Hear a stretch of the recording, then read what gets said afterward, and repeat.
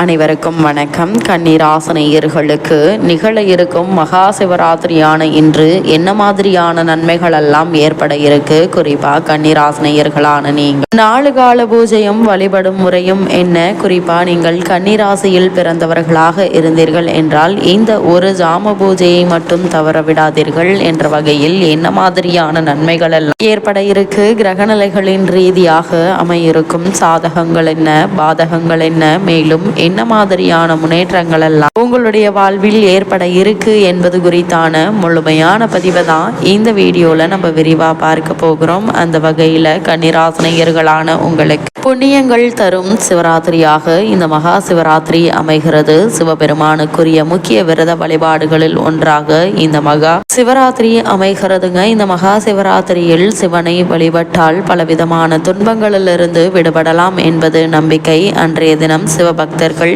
இரவு முழுவதும் தூங்காமல் கண் விழித்து இருந்து சிவநாமத்தை உச்சரித்தபடி சிவனை வழிபடுவார்கள். ஒவ்வொரு மாதமும் சிவராத்திரி தினம் வந்தாலும் மாசி மாதத்தில் வரும் தேய்பிறை சதுர்தசி நாளையே மகா சிவராத்திரி என்று போற்றி வணங்குகிறோம்.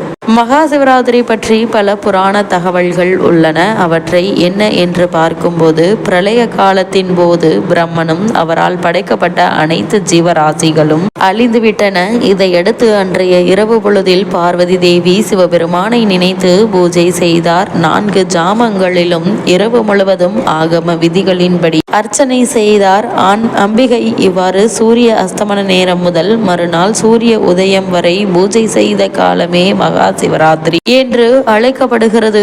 இந்த பூஜையில் முடிவில் பார்வதிக்கு சிவபெருமான் காட்சி கொடுத்தார். அவரிடம் சிவராத்திரி அன்று சூரியன் மறைந்தது முதல் மறுநாள் காலை சூரியன் உதயமாகும் வரை தங்களை பூஜை செய்பவர்கள் யாராக இருந்தால் அவர்களுக்கு எல்லாவிதமான பாக்கியங்களையும் தந்து முடிவில் மோட்சத்தையும் அளிக்க வேண்டும் என்று பார்வதி தேவி வேண்டினார். சிவபெருமானும் அப்படியே ஆகட்டும் என்று அருள் புரிந்தார். ஒரு சமயம் மகாவிஷ்ணுவுக்கும் பிரம்மனுக்கும் இருவரில் யார் பெரியவர் என்ற போட்டி ஏற்பட்ட போது சிவபெருமான் அடிமுடி காண முடியாத ஜோதி பிளம்பாக உயர்ந்து நின்றார். அதில் ஈசனின் முடியையோ அடியையோ காண்பவர்களை பெரியவர் என்று சொல்லப்பட்டது. இதையடுத்து பிரம்மதேவன் அன்னப்பறவை உருவம் கொண்டு முடியை தேடியும், மகாவிஷ்ணு வராக உருவம் கொண்டு பாதாளத்தை தோண்டியபடி ஈசனின் அடியை தேடியும் புறப்பட்டனர். இந்த கோலத்தையே லிங்கோத்பவர் கோலம் என்பார்கள். மகா சிவராத்திரி நாளில்தான் இந்த திருக்காட்சி காண கிடைத்தது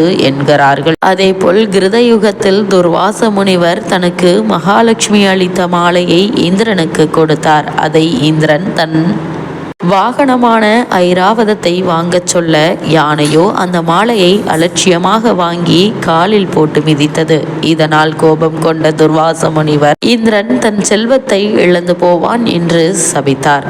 செல்வத்தை இழந்த இந்திரன் பிரம்மதேவரிடம் சென்று முறையிட்டு இழந்த செல்வத்தை பெற முயற்சித்தான். அதன்படி இந்திரன் பூஜித்த காலமே இந்த மகா சிவராத்திரியும் என்கிறார்கள். அது மட்டுமில்லாமல் தேவர்கள் அமிர்தம் வேண்டி மந்தார மலையை மத்தாகவும் வாசுகி பாம்பை கயிறாகவும் கொண்டு பார்க்கடலை கடைய முற்பட்டனர். ஆனால் தேவர்களால் பார்க்கடலை கடைய முடியவில்லை. எனவே துணைக்கு அசுரர்களை அழைத்தனர். அசுரர்களும் தேவர்களும் சேர்ந்து திருப்பார்க்கடலை கடைந்த போது ஆலகாலம் என்ற கொடிய விஷம் வெளிப்பட்டது. அதன் சக்தியால் அனைத்து உயிர்களும் வெப்பத்தில் துன்பப்பட்டன.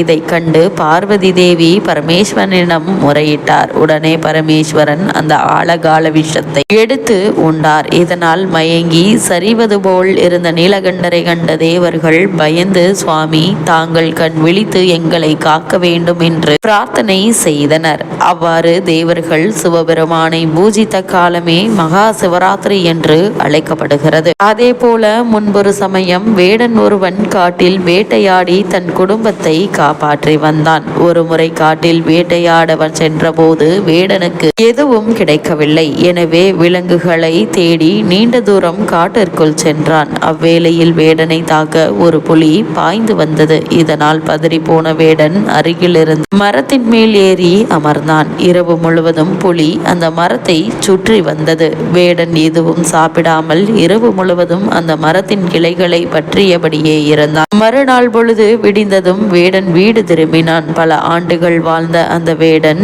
வயது முதிர்ச்சியால் இறந்தான். அந்த வேடனின் ஆன்மா யமலோகம் சென்றது. பல மிருகங்களை வேட்டையாடிய வேடனின் பாவக்கணக்கில் எதுவும் இல்லை என்று சித்திரகுப்தன் சொன்னது யமதர்மனுக்கு அதிர்ச்சியையும் ஆச்சரியத்தையும் அளித்தது. வேடன் செய்த புண்ணியம் என்ன என்று பார்க்க முன்பு புலிக்கு பயந்து வேடன் ஏறி அமர்ந்து வில்வ மரமாகும். அன்றைய தினம் மகா சிவராத்திரி. பயத்தில் கைகள் நடுங்க கிளைகளை பற்றி இருந்ததால் அந்த நடுக்கத்தில் வில்வ இலைகள் உதிர்ந்து கீழே விழுந்தன. வில்வ இலைகள் விழுந்த இடத்தில் ஒரு பழமையான சிவலிங்கம் மண்ணில் புதைந்திருந்தது. மகா சிவராத்திரி அன்று சாப்பிடாமல் வில்வ இலைகளால் சிவலிங்கத்தை அர்ச்சனை செய்த புண்ணியம் வேடனுக்கு கிடைத்தது என்பதை யமதர்மனும் சித்திரகுப்தனும் அறிந்து ஆச்சரியமடைந்தனர். சிவராத்திரி விரதம் இருப்பதால் தெரியாமல் செய்த பாவங்களுடன் தெரிந்தே செய்த பாவங்களும் நம்மை விட்டு நீங்கும் என்பது ஐதீகம். சிவராத்திரி விரதத்தை யார் வேண்டுமானாலும் கடைபிடிக்கலாம். வருடம் முழுவதும் விரதம் மேற்கொள்வது, 100 அஸ்வமேத யாகம் செய்வது, பலமுறை கங்கையில் நீராடுவது ஆகியவை கூட ஒரு சிவராத்திரி விரதத்திற்கு ஈடாகாது. சிவராத்திரிக்கு முன்தினம் ஒரு வேளை மட்டுமே சாப்பிட வேண்டும். சிவராத்திரி அன்று அதிகாலையிலேயே எழுந்து நீராடி சூரிய உதயத்தின் போது வீட்டில் பூஜை செய்ய வேண்டும். அதன் பின் சிவன் கோவிலுக்கு சென்று முறைப்படி தரிசனம் செய்ய வேண்டும். 4 கால பூஜையிலும் கலந்து கொண்டு சிவபெருமானுக்கு நடைபெறும் அபிஷேகம், அலங்காரங்களை கண்டுகளிக்க வேண்டும். அப்போது இறைவனின் திருநாமத்தை தவிர வேறு எதையும் உச்சரிக்க கூடாது. இரவு முழுவதும் கண் விழித்திருக்க வேண்டும். ஆலயத்திற்கு சென்றுதான் கண் விழித்திருக்க வேண்டும் என்று கிடையாது. வீட்டிலும் கூட மகா சிவராத்திரி அன்று 4 ஜாமங்களிலும் முறைப்படி பூஜை செய்து ஈசனுக்கு வில்வத்தால் அர்ச்சனை செய்வது உரிய பலனை தரும். மகா சிவராத்திரி விரதம் இருப்பவர்கள் 5 எழுத்து மந்திரமான சிவாய நம என்ற சொல்லை 108 முறை அல்லது 1008 முறை உச்சரித்து பூஜிக்க வேண்டும். 4 ஜாம பூஜைகளையும் முடிந்த பிறகு மறுநாள் காலையில் நீராடி இறைவனுக்கு படைத்த நெய்வேத்தியங்களை தானம் அளித்ததும் விரதம் இருப்பவர்கள் உண்டும் விரதத்தை முடிக்க வேண்டும். தொடர்ச்சியாக 24 வருடங்கள் சிவராத்திரி விரதம் இருப்பவர்கள் சிவகதி அடைவார்கள் என்பது ஐதீகம். அத்துடன் அவர்களின் 21 தலைமுறைகளும் நற்கதி அடைந்து முக்தி அடைவார்கள். பல புண்ணியங்கள் செய்த பலன் கிடைக்கும் என்கின்றது புராணங்கள். அந்த வகையில் கன்னிராசினியர்களான நீங்கள் இந்த மகா சிவராத்திரியான இன்று சிவபெருமானுக்கு வில்வ இலையால் அர்ச்சனை செய்து மனதார சிவபெருமானை நீங்கள் வழிபடுவதன் மூலமாக எண்ணற்ற நன்மைகள் நிச்சயம் உங்களுடைய வாழ்வில் ஏற்படும் என்பதை கிரகங்களுடைய சஞ்சார நிலைகள் தெளிவாகவும் உறுதியாகவும் எடுத்துக்காட்டுது. உங்களுடைய வாழ்வில் ஏற்படும் என்பதை கிரகங்களுடைய சஞ்சார நிலைகள் தெளிவாகவும் உறுதியாகவும் எடுத்துக்காட்டுது.